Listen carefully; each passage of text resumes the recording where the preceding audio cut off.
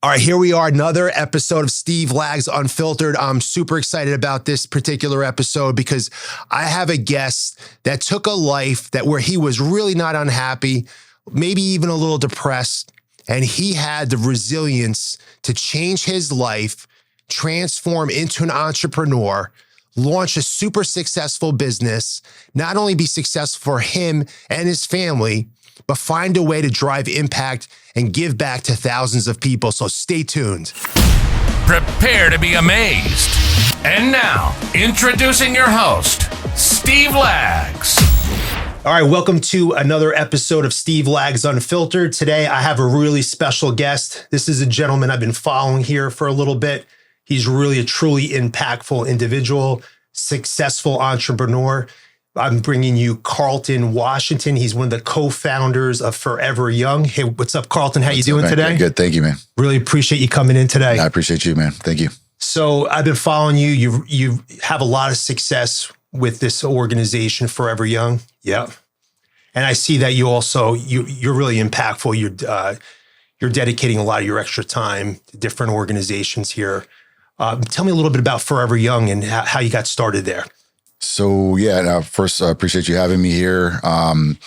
Forever Young really came out of a desperation, I tell people. Yeah. And I moved here reluctantly in 2014. From where? From Atlanta, Georgia. Mm-hmm. I was in Atlanta. I was comfortable at the time. I had a free and clear home, and I really never saw myself leaving. And my wife came to me, who's always been very supportive, and she was like, "Hey, look, I want to move up in my career, and there's a position open in South Florida, which we both went to high school down here. That's where we met." Mm-hmm. And I was like, I don't want to go back to that place. Just to be honest, I actually love South Florida, which is why I didn't want to come back to South Florida, because the lifestyle as an adult, I felt like as a father, I was like, I don't want to be back down there. This is a party town. Okay. And so I basically gave her an ultimatum. I was like, look, if you go and ask them for all these things, then we'll go back to South Florida, just to be supportive. But I was like, they're not going to do it. So whatever. And she comes home and then she's like, yeah, well, they said yes to everything and some. And so I was like, when do you have to be there? She's like, 30 days. So she picked up and moved down here. And I had a very difficult time getting a job down here, even though I was highly, highly qualified, overqualified. Nobody would hire me down here. What were you doing in Atlanta? I was working for a private equity company at the time. Okay. I had come out of banking. I was at a private equity company, Colony Capital. I was helping to build a large REIT in the state of Georgia. And that's what I was doing. I was comfortable. So your corporate job. Yeah, corporate, but I had a lot of autonomy. And so it was like perfect for me. Okay. And so I couldn't get a job down here to save my life. I was going on interview. They wouldn't hire me down here. And so I started freaking out about 6.5 months in, 7 months in. I was like, my son is down here. My wife is down here. I'm all alone in this house. And so I took a job, big step back, to come down here in a bank at SunTrust Bank. And I came here, and then I happened to be under the leadership of someone who was a horrible leader and extremely micromanaging. And tell me, like, what horrible leader? Like, besides micromanaging, what does make somebody a horrible leader? So extreme micromanagement, not relatable, not actually someone who's capable of doing the role. So they're asking you to do things that they're not capable of doing themselves. Okay. And kind of leading by fear. Right. And literally coming and working over your shoulder. Right. To the point that I was so shooken up by it that I had to ask, like, my staff members that work for me, like, do you guys have a Xanax or something? Because everything in my body was like shaking and rattling. It was unnerving to me. And I was waking up on the side of the bed like a commercial for depression medication. And there were sometimes I'd have tears in my eyes, and I wake up in my boxers and I just sit there on the side of my bed, and I was like, I can't believe this is my life. Right. And I didn't want to complain too much, but I was really sad, man, really sad. And, come home from work, drink on the weekends and go back. And so over that time, I started meeting people in Boca Raton that had different roles in this industry that I'm in now. I had a guy that opened up a compounding pharmacy across from me. He was really cool. He used to buy me lunch all the time. I had doctors coming in. I had estheticians coming in. I had different roles from this business. And so one day I asked the guy, like, how did you start your compounding business? He's like, well, I used to be in wellness and I sold my wellness business to get into this. And I was like, well, I go to a wellness business. I'm on testosterone. Right. Testosterone changed my life, my late 20s. And I was like, really? He was like, yeah, I sold my hormone business to build my compound pharmacy. I was like, whoa, well, tell me about that. And so we would just talk all the time. And then I would start asking. I was so checked out at work that all my my clients that were coming in, I just took the time. I was just interviewing them, and they thought it was this great customer service. But I just wanted to know, what do you do? Yeah. And so I came home one day and I told my wife, I was like, look, I'm either going to go dance at Mango's in Miami because I was like working out at the time. I was bored and working out all the time, and I'm just going to go dance down there, be a bartender or dance like for fun. If anybody's ever been to Mango's, like it's guys down there, that are buff just dancing on the bar top. Or I'm going to go like set up a jet ski rentals spot on the beach or something like that. But anything but this, right? I don't care. And as we were having that conversation, I had more conversations with these people. And I was like, you know what? That would be really low for me to do those other things. That's not really what I work so hard for. You got more potential than that. I'm going to try to do something in testosterone. Like I'm a patient of a place in Atlanta that does just testosterone. I just want to do that. Right. And that was the only focus. Okay. And so this guy that I was talking to with the compound pharmacy, he's like, well, if you want to do that, he was like, you need to know at least 50 people. He's like, if you don't know 50 people, I wouldn't do that business. And I was like, damn. 50 customers? Yeah, 50. Right. I didn't know 50 people down here. I just moved here. Right. And I was like, damn, well, I don't know 50 people. And so I was so bored down here. And then I'd been, at first when I came down, I was like partying and stuff. I stopped that. And I was like, you know what? I'm just going to get in the best shape of my life. I'm going to do a bodybuilding competition. Great. And so people in the gym referred me to this guy. I was like, who's the best guy to talk to about bodybuilding, getting in the best shape of my life? And they were like, this guy right here. And it was my business partner, Dennis. So I was like, well, I want to sign up for your program. And I was getting in the best shape of my life. And so on the last day that I had it at work, it was a Saturday. I'm working in a bank on a Saturday in a tie. Everyone in South Florida is at the beach or partying or whatever. I called him up and I was like, look, man, can we talk real quick? He was like, we're not friends or anything. I'm a client. Yeah. He's like, I'm with my son. What's going on? I was like, I just need to meet you. And I want to ask you something. He's like, what is it about? I was like, I'll tell you when I get there. He was like, well, I got my son with me. I was like, okay, we'll bring him. I was like, meet me at the Starbucks. And so we met at the Starbucks. I was like, I want to do this wellness business. And this is what I've been working on. What do you think about this? And he was like, okay. Just like that. He was like, okay. That's awesome. Let's do it. But so you see how it was who you got yourself around. And you started getting information and learning from all different individuals. Desperation. I was so desperate that I wanted to know everything. Please tell me how you do this. What is that? What is it? I didn't even know what an esthetician was. Right. I didn't know what any of these things were. I didn't know what a compound pharmacy was. I didn't know anything. And so it was so it was education out of desperation because I wanted to know so bad. And I knew that I was dead ass serious. And if I was going to be serious, I have to take it seriously. So Forever Young starts in 2014. I moved here in 2014. We started, my partner and I met in that spring, I think in March. By May, we were incorporated and in site selection. Right. And by August 4th, we opened our business here in Boca Raton. That's the first location. Yes. How many locations do you have today? We have 3 corporate locations here. We have 35 stores open nationwide, and we have 118 in some stage of development, and we open 2.5 a month. How about that? And I just wanted a paycheck in somewhere where I could be comfortable. I didn't ever imagine that. I just wanted to work in a place that I was so off-put by the way I was treated that I only really just wanted to earn enough money to live and to create an environment where people didn't feel like that. Right. Where you could I thought that you could actually have a business where you actually treated people with respect and mutually, and that we could be successful that way. And that was the mission for me personally, was just to do something that wasn't hurting people and to actually make people feel like they were valued, That's awesome. How do you get that much success that fast though once you get going? Like what? Relentless. I mean, people say this, you hear the same things a lot of time from similar people and similar stories, but it was relentless obsession, like psychopathic, relentless. I don't see anything but this. Other than my kids and my family, I don't care. I didn't care about anything else at all. Right. And I rarely do today. Other than I see one thing, I do one thing. That's the focus, and it's relentless in terms of that. So you get obsessed with a goal or a mission, like one thing, right? Whatever the one thing is, and stay focused. I keep the main thing. No matter what's happening, right? The whole world could be burning. Whatever crisis, dog dies, family member dies, anything happen, you're sick, you break, whatever. Nothing matters. The one goal still has to go on. We can compartmentalize these things as we're going, right? But never taking eye off that focus. Ever. So stay on track. Always. Yeah.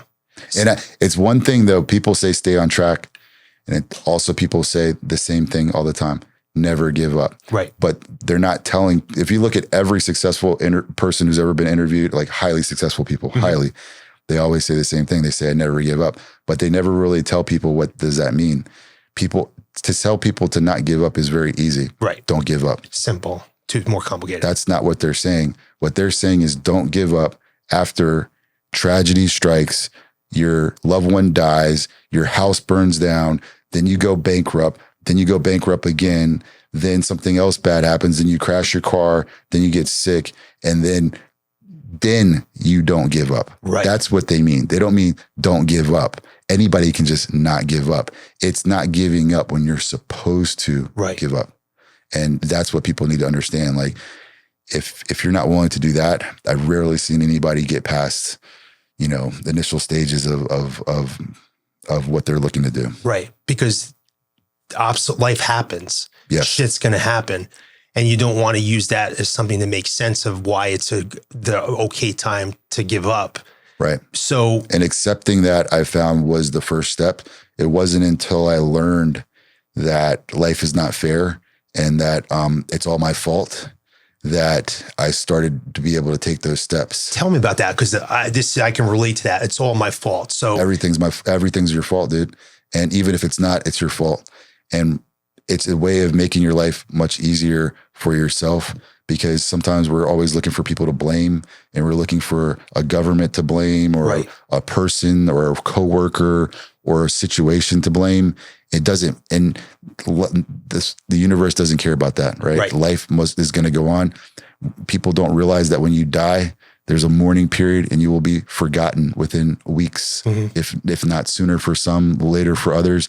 So everything's continuing to go on, and it's not until you realize that you have to rely on yourself and you have to figure it out, and that when you do that stupid thing, you get a DUI, or you get in a fight, or you cuss somebody out, or what, something that you shouldn't have done. We got to go back to that and be like, man, you know what? That was my fault. It wasn't because my friend gave me the extra shot before I left the club. It was, I took the shot, and you knew you shouldn't have done that. And now we're in this situation. And so that is what had allowed me, and I think other people, when you get to that point, then you can move forward without being delayed in, oh my God, well, if this person hadn't done this to me, then I would be successful, Right. So it's not being a victim. You're not playing a victim mindset. And it's amazing, because we bring people on here that are super successful, and it's a common theme about never playing the role of the victim. It happens. It doesn't happen to you. It happens because of you. Right. And why do you think so many people struggle with that mindset? What's conditioned them to not be able to accept that mindset? One, it's two different things. One, I don't think society wants you to realize that, right? And why is that? Because it allows, once masses of people learn that they have the ability and the power to actually make a difference and do something, it short circuits the system. Yes. So people allow things to happen. Like right now, think about all the crises that are going on all in this country, around the world, economically, inflation. Think about it. Right now, people consider me to be successful. In my opinion, I'm at the lower end of that. And, I'm able to take care of myself, but I'm tight financially right now. Like, I go to the grocery store. This is not 8% or 3%. This is 30, 40% increases in people's expenses in daily living. No one says a word. No one says anything. You could say something. Right. You could say something. And if you and a bunch of people said something, it'd probably be a problem, right? So we don't want people to realize that if maybe they group together, maybe there could be something that would be done about this, right? And so it's empowering for people, first of all. So some people don't want you to know that. Yes. And then second of all, if you remove them, it's also that it's much, much easier to sedate yourself and to blame other people for everything. And so nothing's ever your fault. And then you can kind of just like hide your head and go through life that way. And you never, it's self-soothing, I would assume. Mm-hmm. And then you also get the most cheerleaders that way. So when you have that outlook, everybody else is like, yeah, well, come over here because I have that story too. My best friend, sold me out too. My boss screwed me too. My wife left me too. Like, let's have a party. Party. Right? Yeah. And those are the masses, right? That's why you're using the word success or the word attractive or the word beautiful. All these are really just saying something that's rare or uncommon, right? Right. It's something that's not common, and everybody likes to be in a pack, right? And so when you take and adopt this mindset, the first step is you're going to be really alone. And if you're lucky, maybe we get to meet people that are like-minded along the way, but very lonely, to be like that. So do you protect your environment, who you surround yourself with? Are you like reading people and like, hey, is this someone I want to let into my circle? Because, you got to protect that mindset because you don't want people hit your subconscious. Do you think this through, or how does that work for you? It's so funny that you brought that up. It's especially in this space right here. This is this internet space, this influencer space, this podcast space. I've had to talk to my wife about this recently. I've been very disappointed in this space because I found that many people hiding behind these cameras are people that have never created anything. Right. And they are really good at showing people things, shiny things, to make it look like there's something that they're not. But behind the curtain, they're like the equivalent of sleeping on a mattress in a studio apartment. Right. That's what most of these people are. I agree. And so I've been coming out of my space a little bit into different spaces, and I've been shocked at how I've been treated and about how inconsistent and how much of a lack of accountability, the lack of professionalism, all of these things, all of this stuff that's behind the scenes that people aren't seeing. And so, yeah, I've had to re-engage that protective side because I've lived in a bubble for 10 years, a forever young bubble. So all my staff is vetted. All of my partners vetted. Our wives are vetted. Right. And I can't speak for him, but I have very, very, very few friends. And it's funny, but we do have friends around. It's like my buddies from high school, right? Or my guy from freshman year of college, right? I really don't have that many friends at all, maybe like a few. Yeah. And so, yeah, always on guard because you got a lot to lose and people are not happy for you most of the time because they're in that comment section. They want to be in the comment section and they want to pull you back into the comment section. That's right. And yeah, so always, and that's a really sad way to live, And I tell my wife that all the time because I'm actually an extroverted person. I'm friendly. I've always been friendly. I like people. I like to talk to people, like to be around people. And I never would have looked or thought that I would have to look at people as like a danger. Right. Yeah. But yeah, I mean, constantly. So can't be in certain places. If you display certain traits, if you have a complete lack of integrity, if you have no moral compass whatsoever, people who don't believe in anything, and I don't, you don't have to be Christian, right. But you don't believe in anything, that's dangerous to me, right. Whether you're Muslim, you're a Jew, whatever, I need you to believe in something, right. Have some faith. In something. Yeah. And if you don't, that's really scary to me, and so I try to stay away from things like that. I'm not a perfect person at all, but even in my, flaws, I got to protect myself from myself sometimes, Right. That too. That was just why I didn't want to move down here. Right. I understand. But you overcame it. it's a struggle, man. I mean, I'm 43 years old, but I like live. Yeah. I like story, I like going out. I like, but it doesn't really serve you well over time. And so it's like, it's a constant battle to like stay straight, Right. So you just stay disciplined. Try my best. Yeah. I think you're doing a good job. It's when you talked about being obsessed. It's a good lesson I learned a few years ago was that it's okay to give yourself permission to be obsessed about something that's going to drive positive impact, add value to the world. And, when you go through that journey, you're going to have all the people like, you're going to get the hits like, hey, why are you so obsessed about that? You're good enough. Why you need to do this, why you need to do more. Like, what about your family? What about this? Like you hear I have that person. I have that person in my life. I won't say who they are, but I have that person in my life to this day. And they're like, they say exactly those things. Yes. And so one of the things about that is, I do think it's pretty screwed up. The guys, so the reason I tell people that, one, it's a fact that I'm on the lower end of what I could, at least financially successful, because there's guys that are ultra wealthy out here, ultra wealthy, ridiculously wealthy. I mean, especially in South Florida, it's not uncommon to be at a dinner where there's a billionaire. Yes. It's not uncommon. The thing about it is when you talk to these people and you see there's always a common theme. 9 times out of 10, you will never get there by not being obsessed, but for me, that's not my goal. Most of the time they don't get there with their families intact. Most of the time they don't get there with any, with their integrity intact. Mm-hmm. Most of those people have a lot of issues that they're dealing with, mental, emotional, psychological, whatever you want to call it.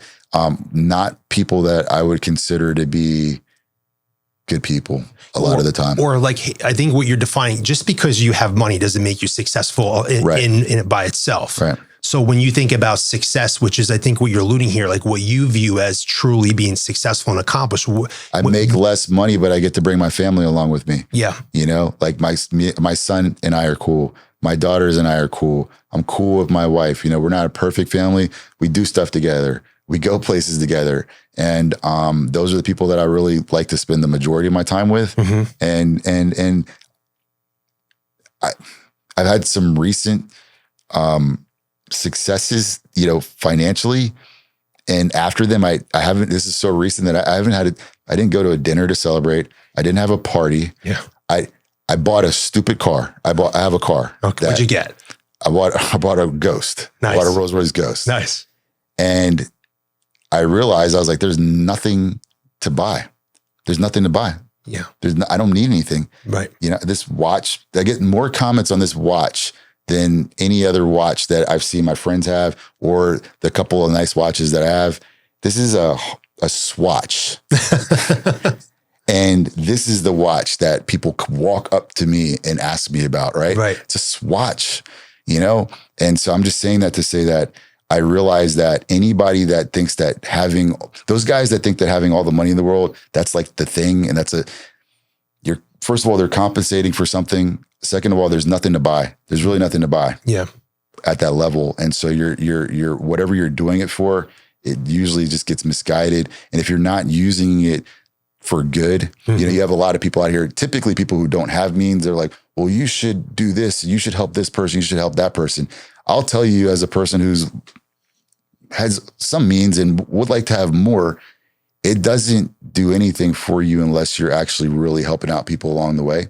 And like the rap songs that, it's no fun if my homies can't have none. Right. It's not fun to have money and not help people and to just have it jewelry, all these stupid things that people want. It's not what it seems. And, right. And it's, that's not what I'm in it for. Yeah. So at my success would be to know my family. Mm-hmm. My success would be to have a legacy, and my success would be able to actually truly help some people along the way, like some people help me. Right. know? So Carlton, tell me a little bit about your involvement with Kids in Distress organization and also how that all came about. Yeah. So I'm a board member with Kids in Distress proudly for a few years now. I've been working with them for about 7 years now. And kids in distress is just really something that I'm very passionate about, because we wanted to have a give back component of what we're doing at Forever Young. Didn't know what. And I was introduced to this organization at my church one day, had no idea. And the CEO was like, hey, why don't you just come to our campus and check it out? And I was like, okay, whatever, because we were so used to in Boca, people asking us for money for all these charities all the time. And I actually had found out that some of the charities we're giving to, it was like people living off of off the donations. There was a lot of people out here doing that. Right. And so I went down to the campus of Kids in Distress, and he took me around. And I was like, oh my God. And he was like, well, this is where our newborns are, our adoptive children are. These are kids whose parents are either like in, transit in prison or some kind of abusive situation. And these other kids are coming here for after school, and show me all these things. And I was like, whoa. Yeah. I was like, this is pretty wild. And so I told him, I was like, dude, I was adopted, man. I was born into foster care. And, I was adopted by, my parents, and they're wonderful people and raised me. But that was that's a very impactful thing in my life, and something that is very near and dear to me and part of my story. And I was like, you know what? Like any opportunities to work with you guys, I'd be glad to. And so I had some opportunities to work with them, and I just got to really love it. And I love the leader. And the reason I love the leader is because he was a stand-up guy who was working alongside of his staff and the people there that were helping the kids. Mm-hmm. And I truly fell in love with it after COVID hit, because he organized this food drive in Broward County every Monday morning. And we would wake up every single Monday morning and give away like hundreds and tons of food to people driving up from all over Dade and Broward, lines wrapped around the street. And here you go, you have the CEO of this company out there every morning doing this and actually doing the real work. Not out there. It's not about the money. He was actually doing the real work. And we got to know each other really well throughout this time. And so every Monday I would come and help. And it would help me as well, because it would help me to help these people, because again, I was living in a bubble. Right. And to stay grounded and you're giving food to people who are humbly in need, man. Yeah. Pulling up with their kids in the car, like they don't have any food. Right. And so the organization is just near and dear to me. I think that my personal belief is that I don't think that I would be able to attain any level of success or the success that I've had now if this wasn't a component of my life. I truly feel as though it's a test to see what you're about and to see if you're worthy of being allowed to move further and to ascend into anything else. That's my personal belief. And I've seen it time and time again that it goes back again to what we talked about not giving up. It's not about, oh, I gave $100 to Boys and Girls Club or to, Salvation Army. Right. That's not what it's about. It's you give your time. That's the most valuable thing we have. Right. And then, oh, I volunteered this one time for Habitat for Humanity. It was cool. Like you see a lot of people in corporate do that all the time. Like, oh, I'm at the volunteer thing or whatever. No. How many times? How often? How inconveniencing is this to you? Right. Right. And is this truly a give or what are you doing it for? What's your intention? And so I feel like these are all tests. I truly do. And I feel like it's all intertwined into what makes us who we are, our character. And I don't feel like I would be allowed to be blessed with what I have without giving a sacrifice of my time and over a long period of time to show that, it's genuine, it's real, and that, you're going to be a good steward of what's being given to you, and so that's where Kids in Distress came from. I try not to get involved with too many organizations because then you can't give them time. Yeah. So spread yourself too thin. Right. So I work with them. I work with Boys and Girls Club, and I work with another organization. I'm on the board for Suits for Seniors, which is a prep program for high school students where we give them a brand new suit and teach them job interview skills and entrance skills for college and give them scholarships along with this program. So when they graduate, they get a brand new fitted suit. They get diploma, they get the training, and these kids are like, they're really advanced. And these are people who are in schools a lot of time where they're not getting this kind of attention. And so those are the three organizations. I don't like to see people give money to dogs and cats, organizations like that. Like, there's kids out here 2 blocks over that need your help. Right. I'm sorry. I think they're more important. And so I tell my franchisees that too. I'm like, I don't want to see you working in the Save the Kittens organization, right? The kids are the most valuable and impactful assistance that we can give, in my opinion. So, man, you're inspiring me. I got to do more. It's awesome. And, you think about how you developed yourself as a person and as a human, and that you have the capability of adding more value and also develop yourself financially. So you have the ability to leave your business and volunteer this time and exit, some of the roles of the business. And this is why, being obsessed, you're helping more people, than you could have ever imagined by being obsessed and focusing on that one thing. It's just amazing. Knock on wood.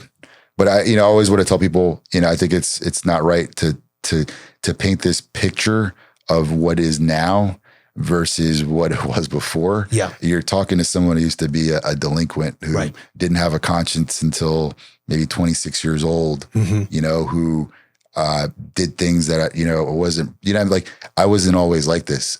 It took me like being punished by myself and going into rock bottom places, both financially and morally. And I'm still not perfect today, but to hit those bottoms, to say, hey man, what you're doing is not working. It's not the right way to do things. And it's never going to work for you if you don't change them, and a hard-headed person like me took a lot of lumps to figure that out, But here you are. Thank God. If I'm not mistaken, you're a member of a leadership program, right? With in Broward County, is that correct? Well, I just started that program, Leadership Broward. You started it? Just started. Oh, tell me about that. So I try to get into it 2 years now, but it's really a service organization in Broward County. Palm Beach has one too. Mm-hmm. I know some other municipalities have it, but it brings people together that want to get more acclimated with like civics and nonprofits, charities, and that type of work. And I get scared when I get too far away from people. Okay. In terms of like, for example, living in Boca Raton, when I was really head down in my business, when living in Boca Raton, I realized that I wasn't leaving Boca Raton. Okay. And I realized that my mind wasn't leaving Boca Raton either. And my consideration wasn't either. Okay. Meaning I was living in a bubble, and in Boca Raton, every day's a nice day. Yes. Right. No problems. You go to the stoplight, Lamborghini, Rolls Royce, Ferrari, all of these are at the same light, and you're passing. You have one of those cars out here, it doesn't matter. Nobody cares. Right. And I realized, I was like, man, you're living in a bubble. This is not real. Mm-hmm. The majority of people are not living like this. And I think it's kind of obscene, to forget about people like that and to think that no one else has problems or issues. And so that's part of the reason I like to be in volunteer situations. I like to be in community activities, because it allows me to stay grounded and work with people and to never let my guard down and think that, oh, well, you're doing great now. You made it, because things can be taken away from you. And I think it's a really poor mindset to have. So I joined this organization because I wanted to learn. That's awesome. About something that's different than the world of beauty and wellness and everybody looking good. And, that can mess you up, man. For sure. Yeah. It's, it's not about having things in life. It's about being a particular person. And most people put the having before the being a person. Right. And you've got to become that person. When you reflect back in your journey, what's one of the worst pieces of advice someone gave you in your life? When you think about over the past several years, that you're like, boy, this is something you would never want to listen to, but other people might listen to it. Great question. I think this is a dangerous one, because some people may need this and some people may not. I think that one of the most dangerous pieces of advice given to people is the system, the conveyor belt factory system of school. Yeah. And that you must go to school, you must get good grades. If you don't get good grades, you will not be successful. You will be a failure, blah, blah, blah. That is a really dangerous, and that really burns a lot of people, or puts out a lot of people's fire, and it's not true. Aside from you finishing school, the direction in which you go doesn't need to be dictated by algebra and trigonometry and all these things that we don't use. Most of the successful people I know don't use any of that stuff at all. Right. And if you need somebody that knows it, you hire them. Right. And so a lot of people's dreams and passions are killed by that. And then even then going into college, it's debated a lot now, but it's the truth. A lot of people don't need to necessarily go to college. They need to have some kind of social interactions with people and growth. But man, if I had gone to trade school, with a couple of business classes added to it and been like the best plumber in the world, oh my God. I mean, talk about getting paid, talk about being rich, right? That would be a better path for a lot of people. And there's so many different paths that people can make it in. And so I think a lot of people's lights are put out by not allowing them to kind of chase that thing, fail at acting, fail at music, fail at, whatever it is for a little bit. Yes. And the way we just put the school thing on top of people all the time. I think that was a piece of bad advice. That's the first thing that comes to my head right now. I'm sure there's plenty of other ones, right. But that one really kind of comes to my head right now. Worst advice I've been given, one of the most dangerous pieces of advice is take it easy. Oh my God. Wow. I'm surprised I didn't think of that. That's a great one. That's one of the greatest When I ones. hear that, I know I'll say like, hey, with all due respect, that when people tell me that, I'm going to ignore you. Because I take care of myself physically, mentally, spiritually, emotionally. And I'm like a machine when I'm on my mission, and I don't need to take it easy. Like no one's going to stop me. I'm so energized. I work 16 hours, 7 days, but I'm loving what I'm doing. I don't even know if I'm working or playing half the time, but I'm on a mission to change people's lives. It's like, would someone tell Jesus to take it easy? Wow. I'm going to use that because that's actually should be top of mind for people. That's the scariest thing that I do hear people, when people tell me that, I got to get away from them. Yeah. The people that have told me that, I really put far away from me. I've had some good friends for a long time who tell me that. And when they tell me that, it gets under my skin, and it's scary to me because you're trying to put out my fire. Right. You're trying to get me to join that crowd. Well, right. What happens is you're threatening their level of comfort right now when they're telling you that, and they've got to kind of bring you back to them because you're making them feel uncomfortable because you're reminding them of how they're not chasing their full potential, or they maybe don't have purpose in life. Yes. Right.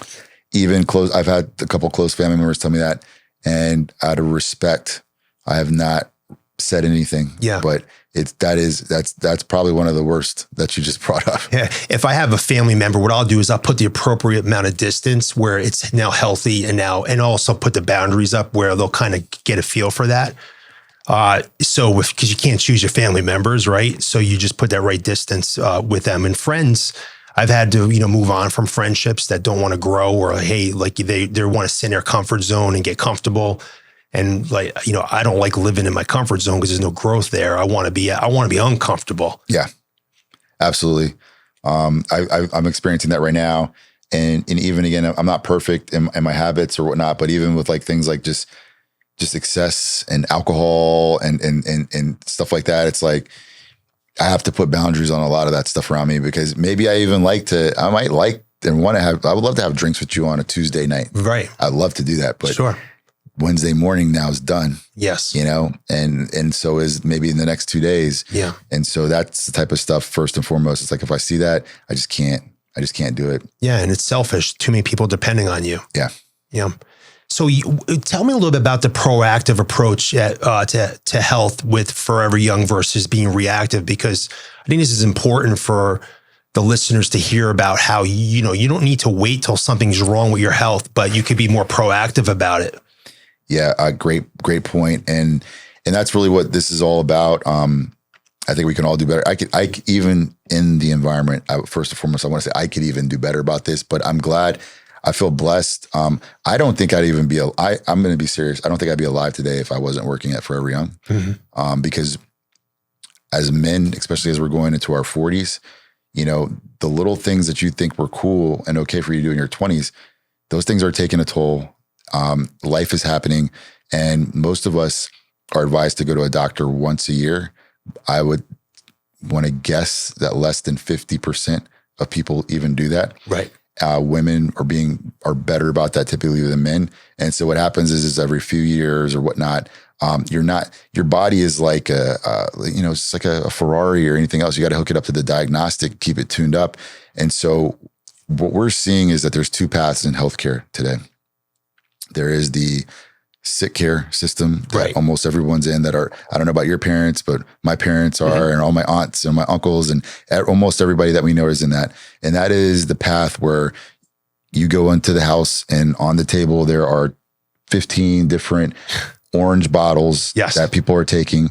And then it's leading to your constipation. And then that's leading to toxicity. And then it's leading to, exhaustion and fatigue, which makes you not go to the gym, which makes you then more prone to eat certain foods that make you feel good. And then you're in the cycle. And now you're stuck. That system is very profitable, extremely profitable, depending on where you're positioned in it. But at the same time, now that system's also burning out itself, and it's burning out the participants in it. If you go to any doctor, any hospital, anywhere, everyone from the doctor to the person checking you in is depressed or sad. The pharmacists can't even keep up in CVS. They're like want to go on strike because they can't keep up writing prescriptions. Great point. Go into any, I would love to take a bet. Excellent point. Go into any of these places and go look at the pharmacist and look at how they treat you. Yeah. Look at that guy. His head is down. His eyes are down. He's sad. They don't work out. Their life, that is sick care. The whole system. I had a treatment this morning. Doctor came in, cardiologist, and he was like, he's like, I used to work out. He's like, but whatever. He's like, I used to be strong. And I'm like, you're a cardiologist, man. He's like your age, man, but you guys look totally different. And then he like tapped me and he was like, you used to be strong too. And nurse was like, no. Like, we're still strong. Like I'm still strong, because he looked like he looked defeated. Yeah. And I know he's treating like 20 patients that day, back to back to back for an insurance check that's probably not worth his time. Versus back to Forever Young, we're just promoting and advocates for preventative care and wellness, which means that getting older doesn't mean that you have to get diabetes like your mom or your aunt. Doesn't mean that you have to be tired and sit on the couch for the rest of your life like the family that you knew. We have 75-year-olds that are coming in like, I need my Viagra prescription. That's wellness. They're either married, got a girlfriend, or dating. Right. It's a different way because we're treating people like high performance vehicles that are well maintained with diagnostics and fine tuning. And so we're doing blood work at least 4 times a year. Who's doing that in the United States? Hardly anybody, except for people like, I'm going to assume you do these type of things, right? Yes. I can tell, I can look at you. And if we're out in public, we can tell other guys and other females that are into it too, because there's that alternative lane that people are going to. And it's usually because they've gotten some kind of education or exposure to it. And it's quiet. Yes. And it's like a VIP club. Yeah, for me, it was word of mouth and okay, this is working. And all of a sudden you start getting involved. Right. Because you don't want to let go. And it's because wellness is a quality of life. Wellness means that I'm well and that I can actually function at every stage of my life. And if I catch something along the way and I prevent it or treat it and control it, then I actually get to extend my life too. Yes. It's not quack medicine. It's literally science itself. And attacking, different biological factors for the best possible life you can.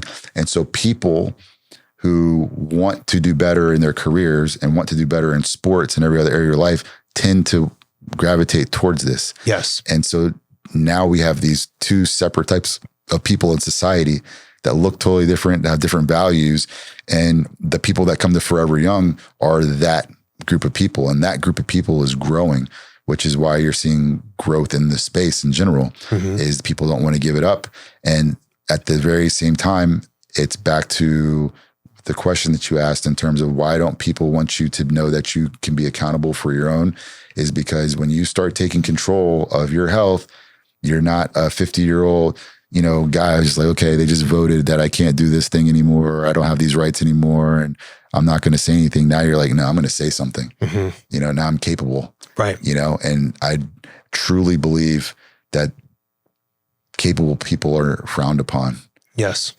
Especially in the United States right now. Yeah. Yeah. So I love what you're doing at Forever Young. For me, I'm 49. I'll be 50 in a couple months. I'm in the best shape of my life. And it's because I'm taking control of it and not being a victim. That's awesome. Right. And you're in incredible shape. You're a few years you're in better shape than me, dude. I don't know about that. Yeah. So it's just amazing. So, and for me, it's about the energy and having the energy to like attack every day, be there for my children, and extend my life. So I'm there for my children and my grandchildren longer, as much as I can, because for me now it's about longevity and just having that energy and driving the most impact while I can while I'm on this planet. Absolutely. Yeah. Yeah. It's the people like you. I mean, I don't know how we categorize them, but people like for instance, this Whoop, I think you've probably heard of the Whoop before. Yes. Right? Yeah. Yeah. It's like, this is like a calling card when I'm out in public. Anywhere I go, if you're in line at the coffee shop or you're at the airport or whatever, you see someone with a Whoop and they're talking a different language. Yeah. And 9 times out of 10, they're into all these things that we're talking about right now. And you're seeing, it's like a little mini revolution, but the sad part about it is that that revolution is being attacked. Yes. And you see it all the time. We just recently lost some peptides in our industry. The peptides or wellness compounds that are helping people with the things that we're talking about get mysteriously removed. Big pharma. You're threatening them. Yeah. That's why. And we've seen that along the way. We've lost other compounds. We've lost HCG. We've lost, they tried to take, they were targeting vitamin C, injectable vitamin C. This is vitamin C. They want to remove it, saying that it's not safe for you to consume. That's really scary stuff, man. So if you're an adult and you want to, I want to pivot and start taking more of a proactive approach to my health, what's the first step that somebody should take? I think we just talked about it. The first step is if I'm going to assume that a person that wants to do that typically is at a place in their life where they're maybe a little disappointed with where they are. Okay. Because that's typically when we start to pay attention. And so the first step to do that is to say, I've gotten myself here. Right. Maybe it's because I didn't take the time to educate myself or whatever, but I'm here. Acknowledge. I've gotten myself here. Yes. Yes. But I just met this guy, and if he can do it, I can do it too. Let me submit myself to a process and go find out about what this is. So I think the first step is accountability. Yes. The second step is to go get consultation somewhere. And I never tell people they have to come to Forever Young. I tell people, go somewhere. Just go somewhere where someone is speaking this language and where someone says, let's figure out what's going on with you. And typically after they're consulting with you, that next step is going to be blood work. And the cool thing in the wellness industry is that the blood work is much more comprehensive. Yeah. Full panel. Yeah. So we're talking about like 12 pages of information on what's going on inside your body. Yeah. Your primary care doctor will never run that on you. No. So once you have the data. And by the way, your primary care doctor is typically going to be unhealthy. So how are you going to take advice from somebody who can't even lead their own health? And they're going to tell you what to do to be healthy. Like they're not qualified just by that premise. Would you ever take advice from anybody in like business who is failing at their business, but going to tell you how to run your business? Same concept. Well, I only take my tax advice from CPAs, my legal advice from lawyers, and so on. You just hit it on the head, man. So yeah, I mean, you've accepted accountability. You've gone to seek out the information. Now you're submitting to a process, and that you brought up the best point. And we're bringing this up to any person interested in franchising with Forever Young is the thing that sets us apart is you don't go into a Forever Young and see the doctor smoking cigarettes and eating McDonald's in the back before he comes to treat you. This is real. You don't see that, and we don't want it. And we don't want people working in our centers or whether even at the front desk that are that are doing these things throughout the whole process. We want people to be authentic, Credible. Exactly. And so, yeah, now you have the process, and then the next thing is the consistency after that. So you've gone through all the steps. Now you have the tools, because if you got a consultation, you've probably been given some tools. Now use the tools, repeat consistently, go back and consult again. Yeah. And this is something you do for the rest of your life. And the thing about it is no one's going to have to sell this to you. We've never sold a thing at Forever Young. It's education. Yeah. And all I need you to do is just stick with this for 90 days. And once you see the difference, I don't have to sell you at all. Right. You know the difference. You know that your sex life is better. Yeah. You know that you're stronger. You know that you're more attractive. You know that every single function in your body is better. Yeah, and you think about that, people let themselves go and they're in a marriage, and like think about how selfish that is, where you're committed and that like you're stuck with each other.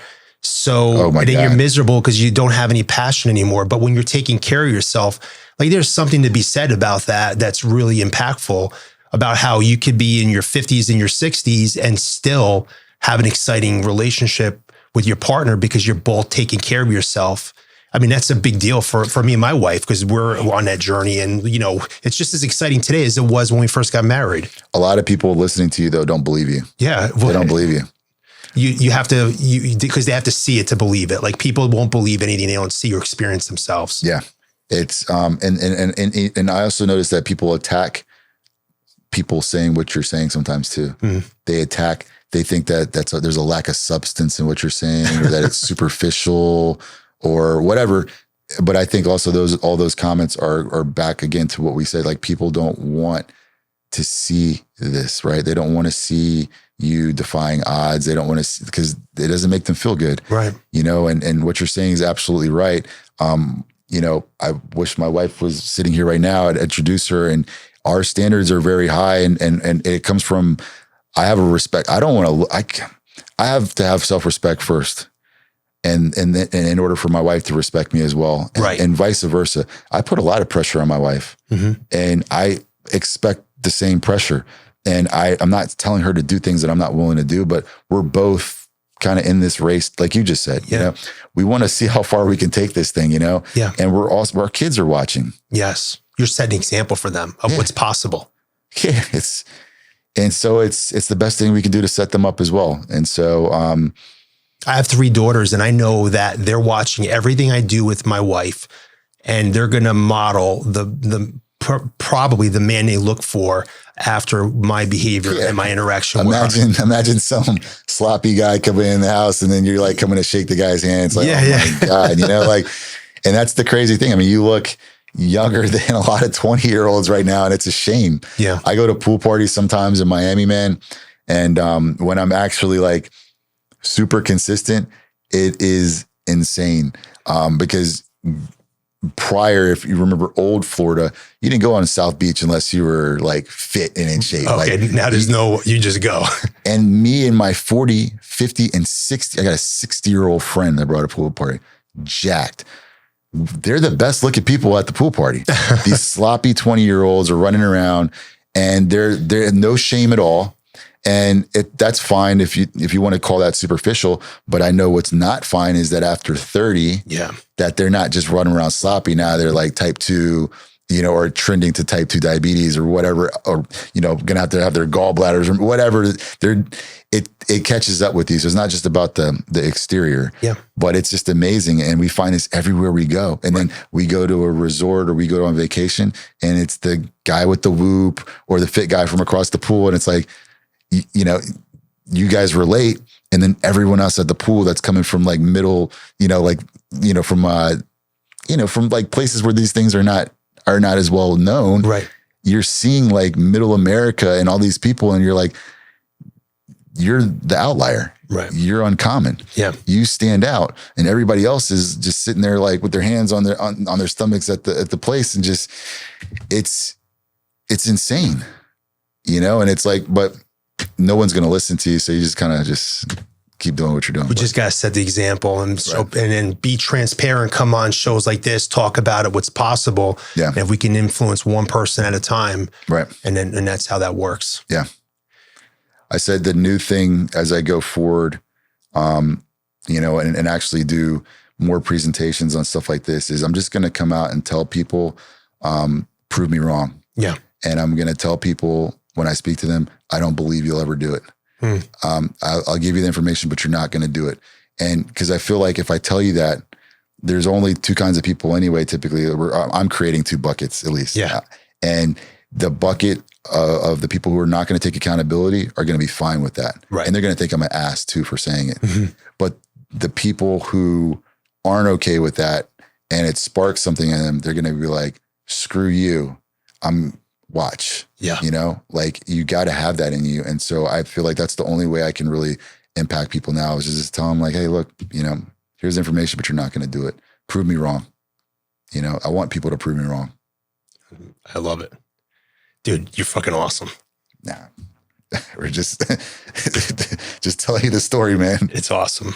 Hey, I appreciate you coming on the show so much today. Yeah, thanks for having me, man. We got to work together. We got to get you at Forever Young, man. Yeah, for sure. 100%. Hey, no, we need to get you involved with Forever Young. Yeah, let's go. I'm ready, man. I'm always looking for new things. However, if I could ever help you in any way, just let me know. And we're local. We got to go out to dinner with the wives. No, let's do it.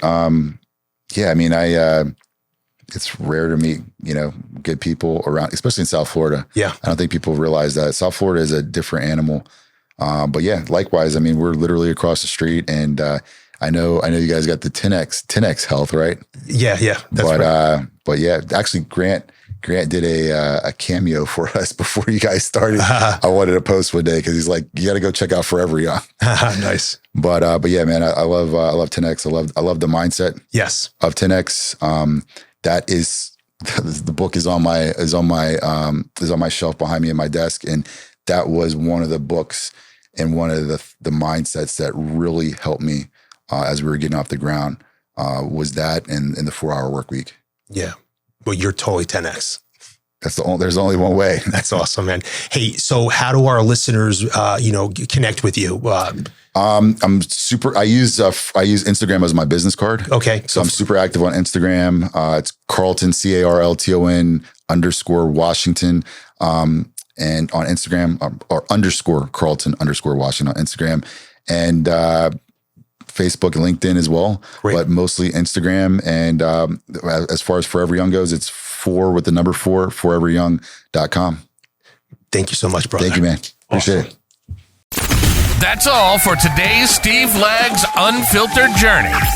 Keep soaring, leading, and conquering with us.